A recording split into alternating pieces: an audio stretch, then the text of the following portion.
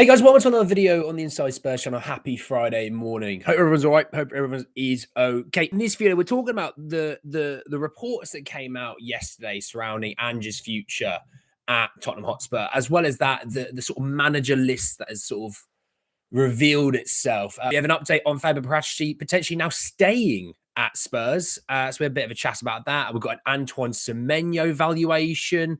Honestly, there's so much to talk about today. It's weird. I think as soon as the international break sort of finished, the news just hiked up in volume, just because obviously, well, football's back. Got to talk about it. So let's jump in and talk about it. Morning, Spurs and Sonia and Yvonne and Hawkeye. Hawkeye's made it live. Good Lord, that's impressive. Jazz, Tepso, Jake, how are we all? Look, let's jump in. Yeah, this is, yeah, I mean, first and foremost, I'll read it first and then I'll give you a really quick shutdown view of it. So it came from The Athletic through Jack Pitbrook, and I think it was Jay Harris, saying that Ange Postecoglou's future at Tottenham Hotspur is in serious doubt beyond this season. Iraola is the top target, with Marco Silva and Thomas Frank also under consideration. This put Twitter, as you can expect, into a tailspin. Yeah, people were happy, people were sad, people were over the moon, people were depressed about it. We already know that this season, he's here, okay? And at the end of the season, they're going to review it. That was always what we've been told. It was at the start of this international break, it was like, look, they want it to work. The hierarchy at Spurs want this to work, but things have to improve. And the Europa League, a Europa League success is very much something they're sort of kind of pinning their hopes on. Okay, so we knew that. And I don't think anyone, I think even your pro Ange or your anti Ange, everyone in those camps knew that's what the situation is. Okay, the fact that we all through this international break, this same sort of report has been just talked about every other day or every other few days. It helps no one. It really helps no one. It doesn't help you as a fan who does like Ange or doesn't like Ange. It doesn't help you either way. Because if you don't like Ange, guess what? He's still going to be here. Europa League's a big part of it. If you do like Ange, he's still going to be here. The Europa League's a part of it. And he might be gone in the summer. And that's why I've always talked about the transfer chat. I mean, I've got something to talk about Dibbling in a second. But the transfer chat, it's like, but it's irrelevant until we know who the manager is. Because all the while someone goes to you, this is Spurs' major target, or this is one of Spurs' major targets, it makes no sense. Because that means, okay, either Ange is staying here regardless, or they're buying someone for the club, which means you're not buying for the manager. The manager might not want him. Iraola, Marco Silva, Thomas Frank, Xavi's the other one. What happens if you bought a Dibbling and none of them really truly wanted him? Then it's a club signing and you've wasted a massive chunk of the budget on him. So that's why whenever we talk about transfers on this channel, it's always prefaces with, we don't know who the manager is. We're just taking this on face value and we're moving on from it, But the fact that it's, right, let's harp on this. Let's talk about Ange's gone. Ange's going. And you see all over Twitter, thanks for that. Thanks for the memories, Ange. It's like, what, is he fired? Is he gone? It's like people saying, well, thanks for the memories, Fabio Paratici. It's like, he's still a part of Spurs. He's going nowhere, in theory, until at least in later parts of June. So I don't get this. For me, it was, we know this will get clicks and views. We know people will retweet this. They'll move it out to the other parts of Spurs Twitter. And it's going to get us loads of interactions and loads of views and follows and comments, and we'll make some money out of it. And that's all it is with aggregators, unfortunately, at the moment. They're spouting the same nonsense. They're just changing a few of the words and making it their own story from that point and making the money. And it's people benefiting off our failures. And I really despise people that, make success out of a failure of a club. It doesn't have to be Spurs, just anyone across the board. I have a real problem with it. You're benefiting because your club is suffering. It's like I've always said to you. It's like if I say, subscribe if you're new, you're welcome for the journey. That's because I say that because we've won a game. How many times have you heard me say that? Not very much this season. And it's always been a part of my mind to say you can't ask people to kick around and follow for the journey if you're going to benefit off of a club that's struggling. So when we win, I say it. When we don't win, I don't say it. It doesn't even get mentioned. But it's different on Twitter. Twitter is like, how do we make some money out of this situation? I mean, they go on to say that Iraola would be the top target if they change the manager this summer. Marco Silva and Thomas Frank are under consideration. I've got something to talk about Xavi in a minute. What I have an issue with, right? I think Thomas Frank's a good coach. And I think Iraola's a good coach as well, by the way. My issue with this is, hey, it's going to be good for a couple of months, isn't it? Oh, look at us. Oh, we beat a couple of big boys. Let's say we beat a Chelsea and we beat a Liverpool, right? You think, oh, beat a couple of big boys. Ange couldn't do that. Oh, look at us go. Got our Tottenham back. Give it 18 months. We'll be trying to chase that manager out. Show me the evidence that we won't. Other than Pochettino, we have tried to chase out virtually every other manager that we've had in sort of the last 15 years. Nuno got 2 months, 3 months maybe. Mourinho got what, about a season? Conte got about 18 months. Then we chased Stellini out in the same season. Oh, so I give it to Mason to the end of the season. If I hear that we're going to give it to Mason to the end of the season, I think that might be me done. I don't want that. I don't want that. I don't think it's fair on him, and I don't think it's fair on us as fans. I don't think it's fair on anyone. Oh yeah, this toxic chalice. Here you go, there's a glass. I got a glass. Drank something. Here you go, Mace. Here's a toxic chalice. It's the Spurs job. It's your club. And he goes, brilliant. And they go, you're going to have it for about 6 games, and then we're going to give it to a different manager. It's the toxic chalice. No one should want the job for 6 games. And what I don't get is we're coming into now, right? The football, the club football season has started from, in terms of the Premier League, it starts tomorrow. There's some FA Cup games. You've got Fulham, and you've got at about 5:45 or something, or 5:15, Brighton Forest, right? Club football for the Premier League is back tomorrow. What I don't get, right, is it's coming back. Spurs, right, we play next Thursday, I believe, against Chelsea, which I cannot wait to do a preview. It feels like it's been months since I've done a preview. We're coming into a really, really massive part of the season, probably the biggest part of our season, potentially, other than that window in January when we had the FA Cup and we had the League Cup and we had the Europa League. This is probably the biggest part of our season. Ange might be gone in the summer. Look at the list of managers. Oh, look at all the names we're linked to. It's like you're helping nobody.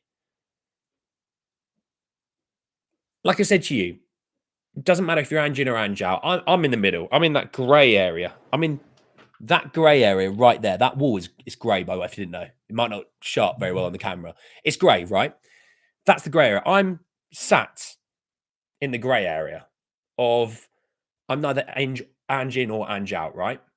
I'm just wanting success. I want to win the Europa League. I want to win every game, but I want to win the Europa League, right? So hearing about other managers is a useless waste of all of our times. It's a waste of other clubs' times. It's not fair on Bournemouth. It's not fair on Fulham and Brentford. Xavi's out of work, so it's probably good for him. So he's the only one that probably benefits, actually, is Xavi. Everyone else is suffering for it, for this chat. And it's all people going, oh, we know this is going to go viral. We know we're going to get some clicks. Oh, let's get this out. Let's get this out. We know Ange is going to have his position reviewed in the season. It's nothing new, but saying it's in serious doubt is really not important right now. If he wins the Europa League, I'd tell you what, that's a hell of a conversation to have if he was to win the Europa League. And before someone goes, we're not going to win the Europa League, you're a fortune teller. Give me the lottery numbers. Thanks very much. But if we win the Europa League, Conte's not won anything. Mourinho's not won anything. Nuno's not won anything. Poch didn't win anything. Harry Redknapp didn't win anything. And we're not talking about Redknapp after last night and his debacle. Martin Jol didn't win anything. Juan de Ramos is the only one that's won something, right? So technically, He's done a better job in terms of winning something than all those managers. He's obviously not the best manager we've had. I'm not saying that for the slightest bit. But if he was to win the Europa League, it's the second biggest European competition, right? The Champions League's number 1, Conference League's number 3. And he gets qualification to the Champions League. What was the goal at the start of the season? We would like to be in the Champions League next season. Well, you've ticked off the bloody goal. And that's why I'm having those issues, right? He might just leave in the summer. He might just go, I think, you know what? I'm going to leave it here. I'm leaving on a high. I've won something for you. You've got Champions League football. I look pretty good for that. I'll be able to get a good job elsewhere anyway. Catch you later. Right? And Levy might go, do you know what? You won the Europa League. That's incredible, by the way. We've not won anything. We've won one trophy under my stewardship. I really, really am thankful for that. And you'd hope Daniel Levy, who doesn't really care about trophies, would be thankful about winning a trophy, right? It would be nice. I think we might move on in a different way, you know, blah, blah, blah. And that's fine. And then Daniel Levy might go, actually, I really want you to stay, mate. I'm going to give you this amount of money. We're going to do X, Y, and Z. I want you to stay. I want to build something. And then again, that's another conversation. But until we get to that point, let's just focus on the season, shall we? That's my issue. I don't know what you guys think, but that's my issues. Facts, we all want to rebuild, but don't have the patience to go through with it. Oh, by the way, I saw Matisse Tell getting abused because he was wearing a Fulham Willian shirt. The kid's 19. He was in France when, you know, William was for Chelsea. He's been in Germany for years. Give the kid a break. He didn't do it on purpose, you fools. Usual, just grab a flower, pull each petal and say, Ange in, Ange out. Yeah. Ange in, Ange out. Ange in, Ange out. Do you not think we should remove him even if we win the Europa? Winning Europa and separating would be perfect for me. Again, my thing is, right, is let's just get there to the end of the season. Let's review it at the end of the season. It's like when people go, should we sign Matisse Tell permanently? I'm like, well, how about we just, you know, give him to the end of the season? Because that would have been about 4 or 5 months of football. And we'd have a bit of an idea of what he is as a player. He came in with 12 injuries, turmoil, toxic. I mean, he's getting targeted on Instagram now, and it shows how toxic this fan base is, right? It's an embarrassment of a fan base right now. He's a 19-year-old kid. If you can tell me you were perfect at 19, I can tell you you're an absolute flat out liar. Flat out, sorry, not fat out, but you're a flat out liar. I can tell you the countless stories that I made. I made the wrong decisions at 19. He made a very innocent one, and it's just him wearing a t-shirt. There's nothing rude on the t-shirt. There's no rude messaging or anything like that. And that's the problem with our fan base. We just love attacking our own players for some reason. Doesn't matter if you think they're good or not. I'm just not going to go out there and attack them. I don't know. Maybe it's because I'm 29. I'm a bit older than most of the fans on Twitter who are about 12 years old. You know, it's the amount of people that go, Ange is the worst manager we've ever had. I'm like, you might actually be 5 years old. Genuinely. There's no way on earth that you think Ange is the worst ever manager we've had. You know? It's bonkers. Anyway. Why were the reports in the Jan transfer window that the club backs Ange and now the reports saying the opposite, even though we're still in the Europa? What changed? Kevin, nothing has changed. You know what I mean? By the way, I'm not attacking you, Kevin. It's just more of like a sarcastic approach to the answering of the question. Dragon, my friend, how are you? Nothing has changed. The whole point of when we were in the January transfer window was getting in players to help the squad right now because we had 12 to 13 players out, right? So we had to help the squad. Regardless of the manager, we had to help the squad.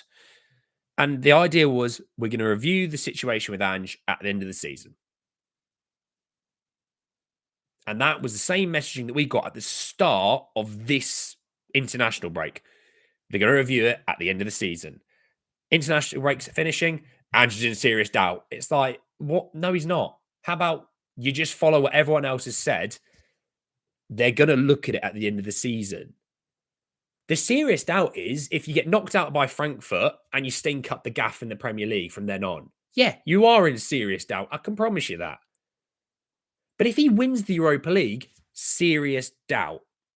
He won't be in serious doubt. He probably will have the opportunity to say, I wouldn't mind walking away from this. He might even have a chance to say, actually, I will stay. I've won something. Do show me another manager that's won a trophy like me for your club in the last 4 decades. So, you know what I mean? Oh, it's perfect to 19, but I don't attack players anyway. Well, fair enough then.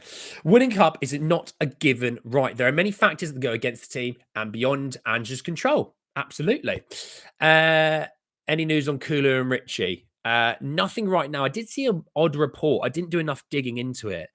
That Kulu's injury might be more severe than the club has been letting on. But I don't know enough yet about that. Social media is a big evil, and in sport breaking players and coaches, absolutely done so. Again, there's been no real updates on injuries, to be honest, on players being out. So I expect Danso to be back.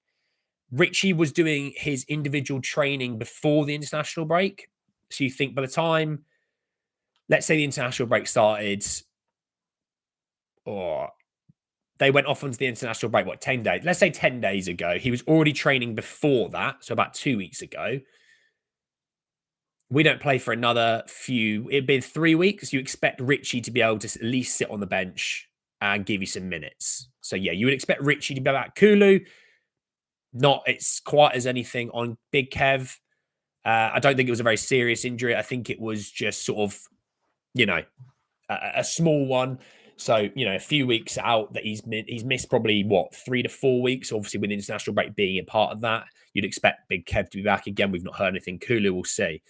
Pitberg is a reliable journalist. It's not about the reliable part of them being a good journalist. For me, it's the issue why it's come out. They're just regurgitating a story, but they're putting in a few key words to make it sound much worse than it is. Every other journalist has said it's the end of the season. They'll look at it then. Their story is pretty much it's the end of the season, right? But then all they've done is gone, he's in serious doubt, and it's based on success. Only just that reliable. Yeah, there's a few really, really reliable ones, but the club's gone. Do you know what? We went from a period in time where it's like club is quiet. All transfer moves are very quiet. And like I said to you, it's worse for me in terms of doing content because I'm like, are we signing anyone? And then, an hour after a live, it might be like Spurs have agreed a deal. And I'm like, oh, got to go back live. To now where the club is loud and it's loud. Maybe Paratici's come back and it's just gone loud now. I don't know. But anyway, we're moving on because we've still got more to talk about. Let's talk about the the key target, Iraola, right? Start here. We're going to work through the list. We're going to start Iraola. Ange's football and Iraola's football are somewhat similar, but they're not exactly the same. Okay, the bases are the same. The amount of times I hear City don't invert their fullbacks. Like, you do not watch Man City. Because could you tell me where Rico Lewis is on for most of the time when he's on the pitch? That brother is playing at right centre mid. Okay, so yes, he inverts. Iraola, 1 game a week, right? That's where they play at the moment. 1 game a week has had an obscene amount of injuries to his team. Okay, so just be expected. If we are to go the Iraola route, we're going to expect some injuries again. Bear in mind, our medical team is absolutely crap. Just expect us to have injuries like 7, 8, 9, 10 plus players out injured, like we had this season, okay? So if Iraola, by the way, doesn't get at least top 5 with 12 players out for the season, he will be sacked. No? Okay. I like Iraola. I actually like watching Bournemouth. I think you've got some really good players. We're going to talk about Semenyo in a minute, but Semenyo and Kluivert for me is their best player, and he doesn't get talked about enough. I think he's really underrated.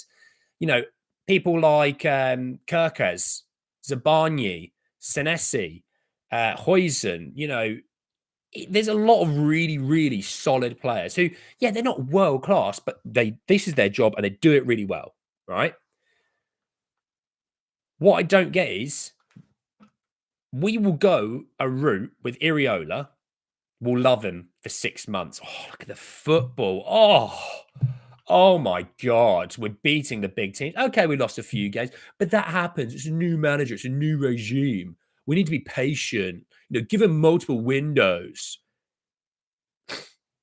He'll be sacked in 18 months. Let's be real. He will be sacked in 18 months. if that. There's a lot of evidence that he might not even get that. The fact that Ange is going to get 2 years, he's the longest reigning manager since Pochettino. That's appalling. We're in 2025. Poch has been gone for however many years now. He's the longest, right? So Iraola, on the basis of all the other managers we've had in this time, on average, is going to last about a year. So he'll be gone in a year, okay? Then what are you going to do? Like I said, us talking about, hey, look at all these players we're linked to. It's like, don't know who the manager is next season. Why are we getting linked to players? Every transfer update I do, it's like, why are we linked to this player? We don't know who the manager is. If we knew the manager was, I'd understand and I'd talk about it in a bit more detail. Like if Ange was here, right? Let's say we were fifth in the league and we're still in the Europa League. Everyone goes, he's here next season, right? Everyone knows he's here.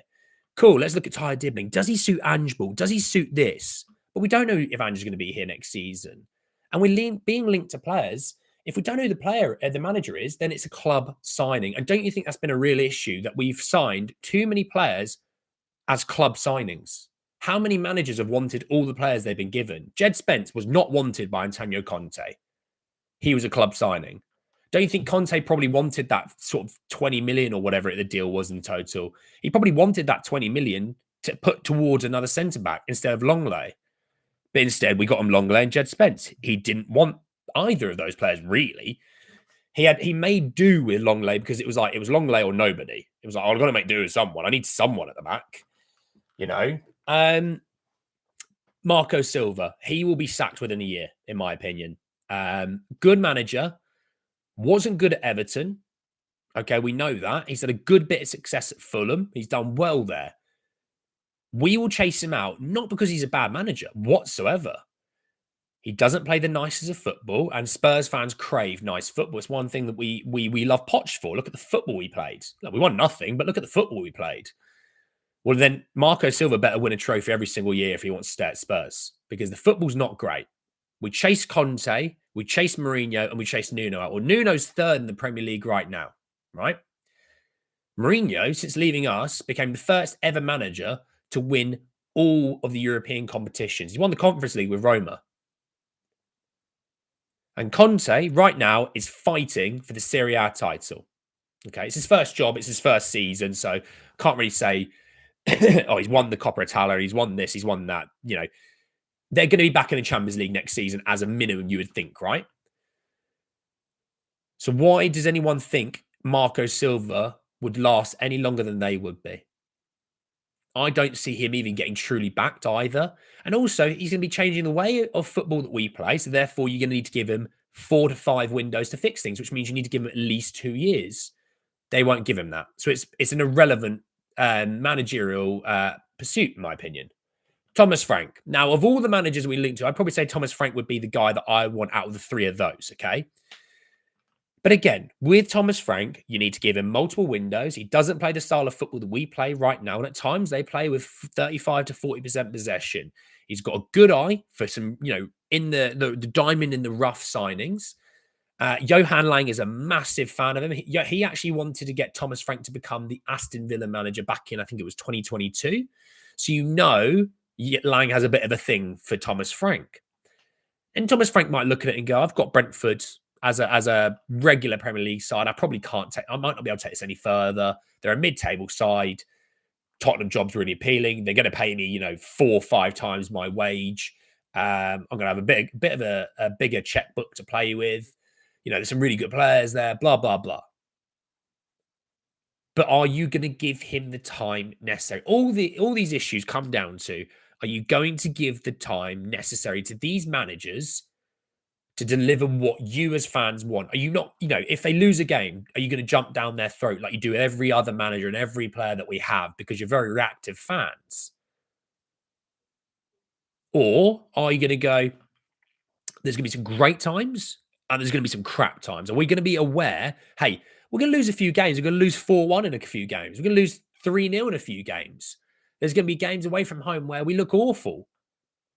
But knowing there's a bigger picture that we're working with, are we going to do that? No, we're not. We're Spurs fans. We expect to win the Champions League even if we're not in it.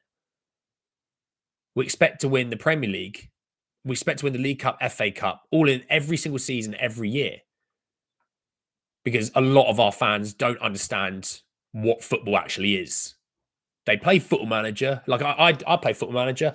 I won the League Cup, the FA Cup, Community Shield, Club World Cup, and I was in the Champions League final, and I finished second in the Premier League. Because I lost in the Champions League final to Real Madrid, there would be Spurs fans in real life calling me out and getting me out. You can't win the Champions League, get him out. I've already won it 2 years before, but don't worry about it, I guess. Are you going to give Thomas Frank multiple windows to get his players in? He get the players out that he doesn't want. And by the way, that can I just say, for every manager that we link to, right? Are you going to go to them? Who do you want from this squad? And I want the manager to go through and go, hey, I don't want Heung-Min Son. And you need to sit there and go to him and go, I hear you. We hear you. We'll look to move him on. Are you going to do that? Are you going to fully back the manager? Because every other manager has been told, we'll get rid of a few players, but you need to work with this squad. We paid money for this squad. Other top clubs don't do that. Other top clubs go, who do you want moved on? And they go, I want these 6 players move on. The club goes, right, leave it with us. We'll move them on. You know, here's a list of some players that we quite like. Any of them tickle your fancy? And he goes, yeah, I like these 3. He goes, all right, we're going to work on those 3. Have you got anyone that you quite fancy? And he goes, I've got these 2 names that I really like. Go, let's see what we can do. But no, we go, you want those 6 players gone? Pick 2. Oh, and you want those 2 players? No. Here's 5 players that we like. Pick 3. And we're going to give you another list of cheaper players 2 months into the window when we're panicking, and you have to pick from that list as well. But you've got to give the new manager the power to say, I want this. If you want the success that you want Champions League football every year. You want to compete and win trophies every year. Okay, to do that, I need these things. Can you provide me these things? And if the club goes, we can provide you with half of that, then the new manager must go, then I'm going to provide you half of the stuff that you want, because that's the way it's going to work. It's like if I turn up to your job, right? I don't know what you do for a living. Let's say I turn up to your office and I listen to your job, what your job entails, and I go, great, I'm going to take you to my company. I'm going to pay you 4 times the wage. And you go, hell yeah, Andy, there's a cost of living crisis. Hell yeah. I go, great. I want you to do this. And you go, okay, to do that, I need these things. And I go, you can have half of that, but I still expect this. You'd go, well, that doesn't make any sense. I need those things to do that. So I'm not going to get everything done. And I go, well, that's not good enough. You need to make it work. Doesn't that sound absolutely barbaric and stupid? That's what our managers deal with. So of the 3 of those guys, Thomas Frank would be the guy that I like most. I would be aware that maybe the style of football won't be as attacking at times. I would have to be aware that sometimes, hey, we're going to play with 35% possession. We're going to play counter-attacking football.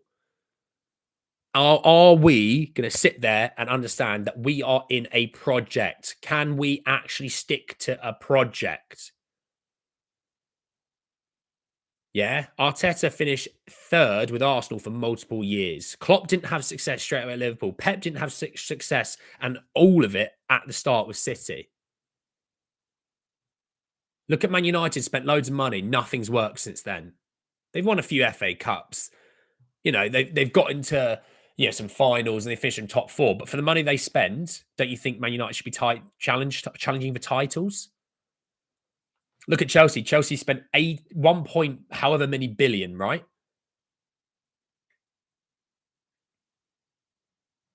What have they got to show for it? They're not fighting for titles.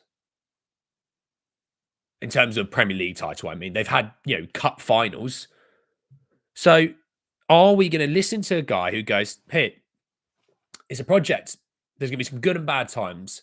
Understanding there's going to be some bad times, and not going, oh my God, we lost a game. Oh, get him out of my club. Are we going to do that? No, we're not. We're Spurs fans. We expect to beat prime Barcelona from 2009, 2010, and we should beat them 12-0 every single time, because that's what we do.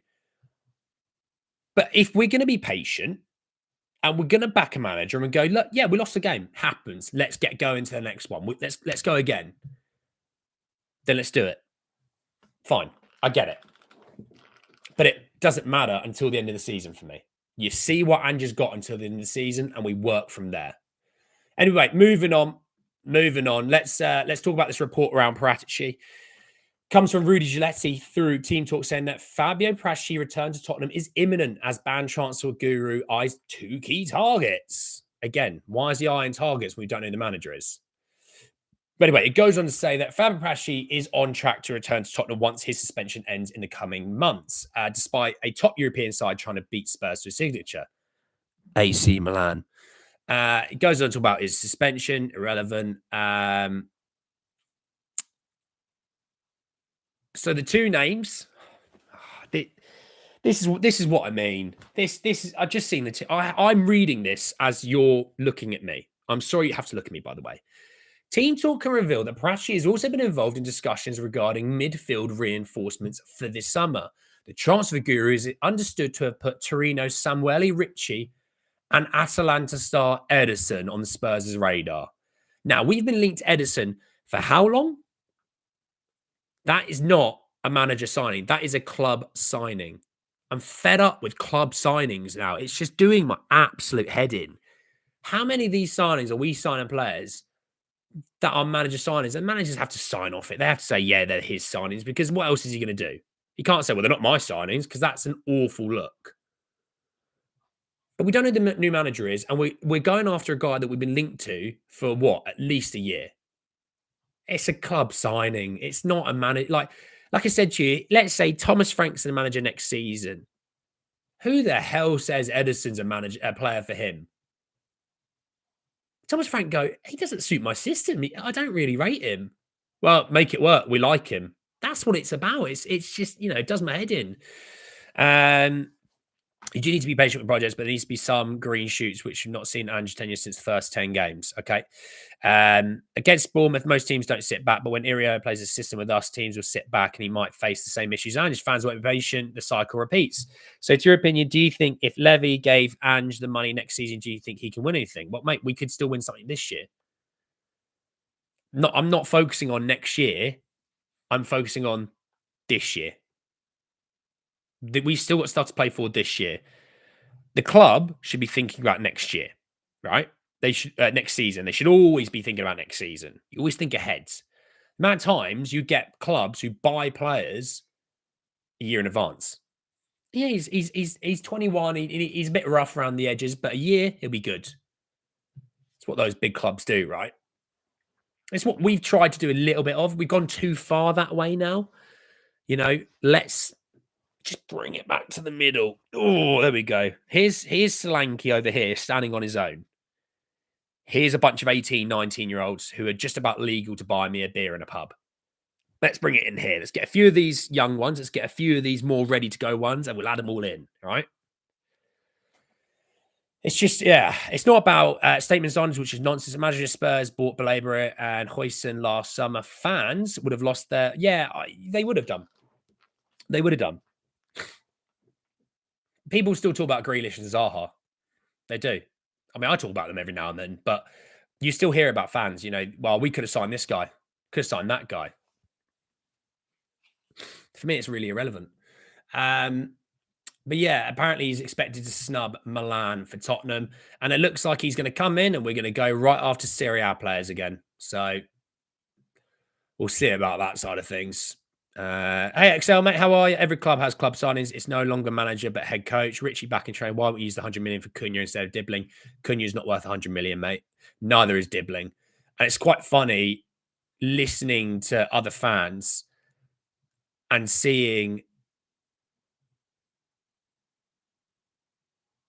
like Man United fans going, 100 million for Dibbling. You're not getting half of that. And I think I get why Southampton are doing it. I do. I totally get why they're doing it. They know they're not getting 100 million. They're not idiots. But what they do is they set the valuation so high that if you work them down to 50 million, that's where they think they probably are. They probably go, great, we got exactly all the money that we want. And the other clubs go, look, we actually got them down 50 million. How good of a bargain. It's like when you go to the shop, right? And something is super overpriced and it gets knocked down half price to its reasonable value. You go, God, what a deal. and the supermarket or the shop go, well, we got the money that we wanted. It made you look like you've made a great deal, but actually we got the money that we wanted, so we don't really care. It's the exact same thing, right? But anyway, the amount of Man United fans and all the other fans that are linked with Dibbling going, are you having us on? He's not worth 100 million. He's not worth half of that. So, yeah, it's good. It's good that football came together in that regard. But no, that's that on Dibbling. I'll come back to Dibbling in a second.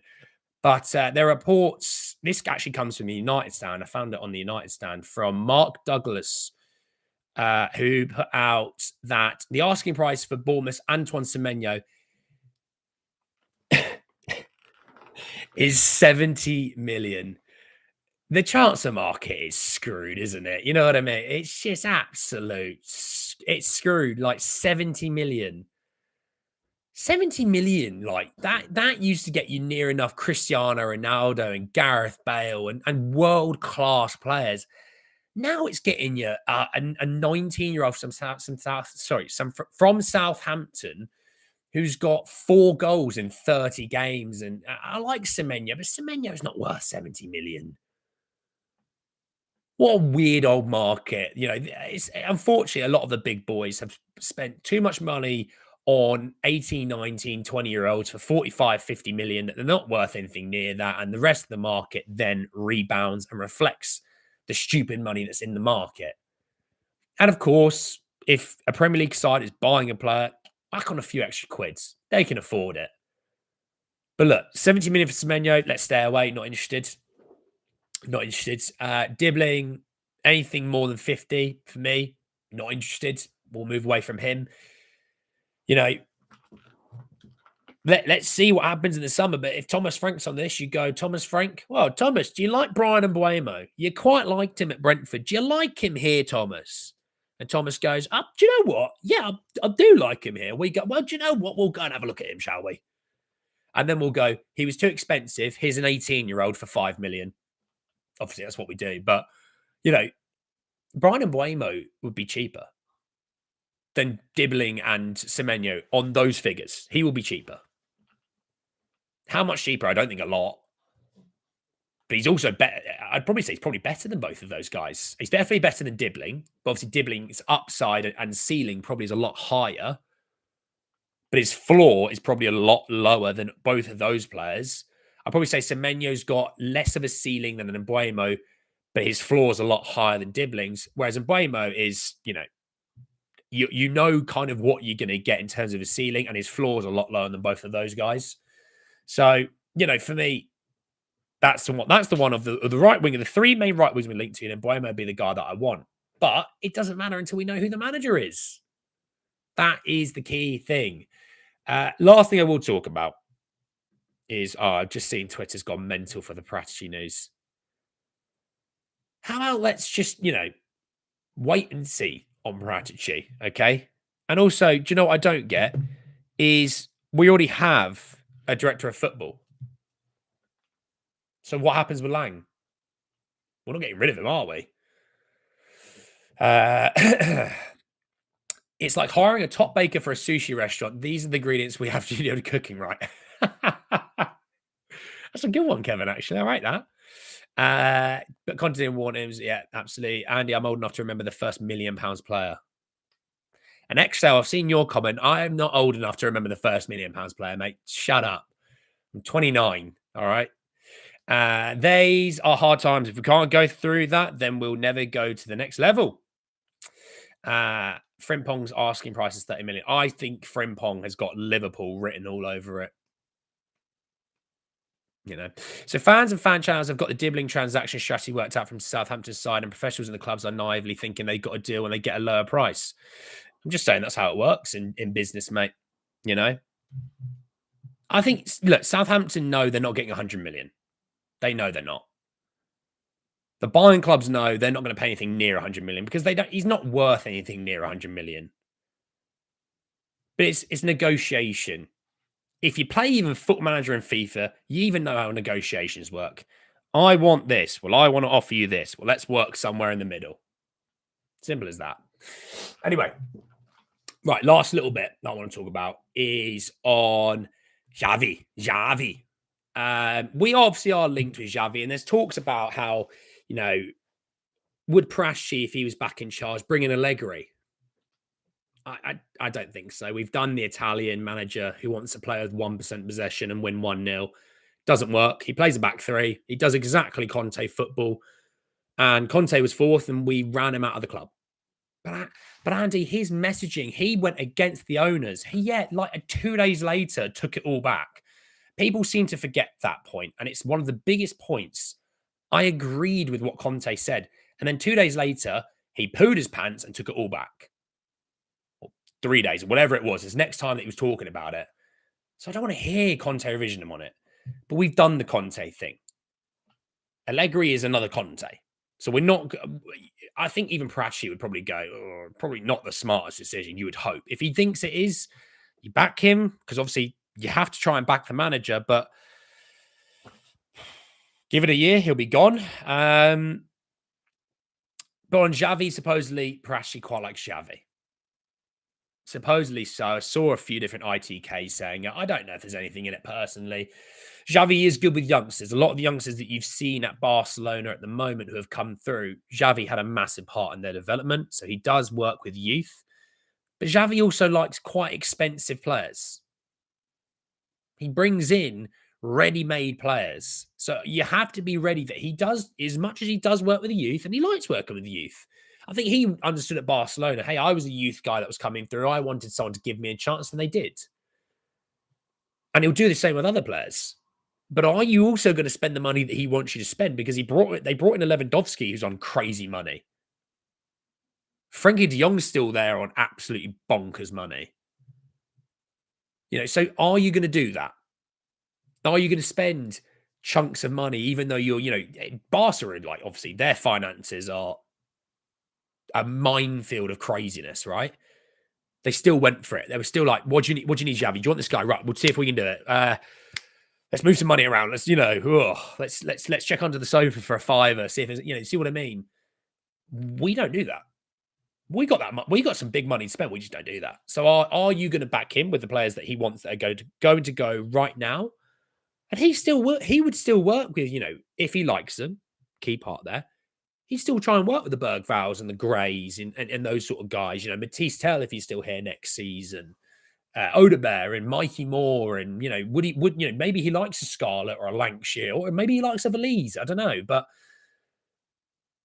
having this idea that, bring him in, he just works with youth. He really doesn't just work with youth. He does do a good job with them, but he also requires ready to go guys right now to aid their development. I mean, Lewandowski, yes, he was on a free, but should we have a quick look at Lewandowski? Oh, God, I've nearly spelt that wrong. Lewandowski wage. Goal.com reckons he earns 700,000 euros a week. I don't think it's going to be as much as that. Salary Sport have him at 300. Yeah, Salary Sport have him at 300,000 a week, pounds. Either way, we're going to be nowhere near those markers, and that's the kind of things that Xavi really wants. So, we get Gula or Endrick around 50 million. They've shown better ceiling than Dibbling. Gula and Sabozlai, that's a weird thing. No, we're not getting Frimpong. Winning is hard, but if can't do hard, don't expect to win. Spurs would have sued Conte, hence he took his statement back and left his coaching staff behind. Don't you think that's a massive problem? If that's true, that's a huge problem. Spursy players who are ready, not for the future. We have a lot of under 21 players, a lot. There's a report that Fabio Prachi wanted Inzaghi at Spurs. I mean, again, I know Inter Milan's finances maybe aren't the strongest, but would Simone Inzaghi leave Inter Milan, who Champions League every year, winning Serie A or Coppa Italia pretty much every year? Milan's a lovely, lovely city. The San Siro is a gorgeous stadium. If you've never been, I would try and go. I went. It's an amazing stadium. He's Italian. He played for Inter. I'm pretty sure he played for Inter. This is going to make me look like an idiot. I think he played for Lazio. Playing career. I don't think he did actually. It's Lazio that I remember that he played for. No, he didn't. It was Lazio. I was right. He didn't play for Inter. He played for Lazio as his main one. He played for Sampdoria, Atalanta, Piacenza, Brescello. Yeah, it was Lazio was his main club. There you go. Well, you learn something new.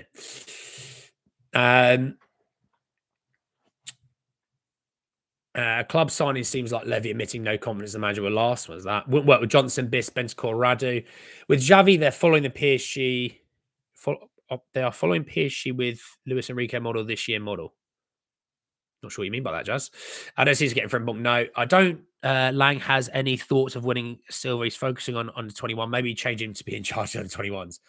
I wouldn't take Morata. I think he's at Galatasaray. And you don't have a crystal ball. How do you know Inzaghi won't come to us? I'm not saying that he wouldn't, but if I had to put money either way, I'd say he wouldn't. Italians are fiercely loyal to Italian football and Italian clubs. I mean, think about Conte. His family didn't move with him when he came to Tottenham. They stayed in Italy. Hence why he was going back. Like if we played on a Saturday, he'd go back Saturday evening, Sunday, be back on Monday sort of thing, you know. He's also at a better club. Let's be real. Inter Milan is a better club than Spurs. Okay, we turn over more money than them. And, you know, we've got an amazing stadium we've got Chris Brown coming to the stadium this summer. Inter Milan care about winning trophies. And they are 1,000,000% behind Inzaghi. They give him exactly what he needs and wants, and they do as much as they can for him. If I'm him, I wouldn't leave. I'm at the best club in Italy. I'm Italian. I'm worshipped at Inter Milan. They love me because I win trophies. And, I think they're still in the Champions League. Inter fixtures. Yeah, they've got Bayern Munich. They got Bayern Munich in the Champions League. So no, for me, it's just more about if I put myself in his body. He might go, I really want a new challenge. He'd have a pick of clubs. If I was him, I'd go, if I took 6 months off, I think a really good club would come through for me, Just saying. Just what my view is on it. They've done that one. Could we get Alex Ferguson? Leave the man to be retired. He's enjoying his retirement. He's got the horses that he cares about. Sean Dyche, Dyche is available. It's all irrelevant. We all win a trophy with Ange, so let the rebuild be built. So history tells us it won't happen with Inzaghi, like history tells us won't win the Europa. No crystal ball required. I know you are, Simo. I know you're joking. And I know people looking at your comment and going, you son of a gun, Simo. Pitchforks and torches are outside your front door at the moment as we speak. Sebastian Hoeneß would be a great choice from Germany, the Stuttgart manager. Oh, did he sign a new contract? Who is that? There was a German manager that just signed a new contract. Was it him? Or was it the Frankfurt manager? I feel like one of those two clubs, their manager signed a new deal. Simo is on it today. Simo. I haven't got a summer fruit squash, but get yourself a summer fruit squash, mate. You bloody have worked hard today on this live. You've done more work than I have. But look, let's see on the new manager front. Okay, I think we'll wait till the end of the season, make some decisions then. Not reactive. Had a thought, took slept on it. As I say, sleep on it. You get a job offer, sleep on it. Don't accept it straight away. Sleep on it. All right. So let's just see how Ange goes in the season. Hey, Ange could win that trophy, and that might change quite a few different things. Ange might go straight out of the Europa League this round, and it might change a few different things in a different way. But let's wait till the season. Let's look at it then, make a decision, get someone in. If it is going to be someone, you get them in, and you go forward. I need paying. I haven't got the money to pay you. All right. You want the director of football and FM manager to work well together, share similar styles. Fabio's defensive pragmatic. How will it work? Can't believe Glasner or Hertzler are not mentioned. Glasner's signing a new deal at Palace, and I kid you not, I have friends that are Brighton fans. One of them does a show, a weekly show, kind of like I do. They're actually doing something really cool. They're doing like an Arsenal fan TV for this weekend outside the Amex. The club are actually welcome them to do it as well.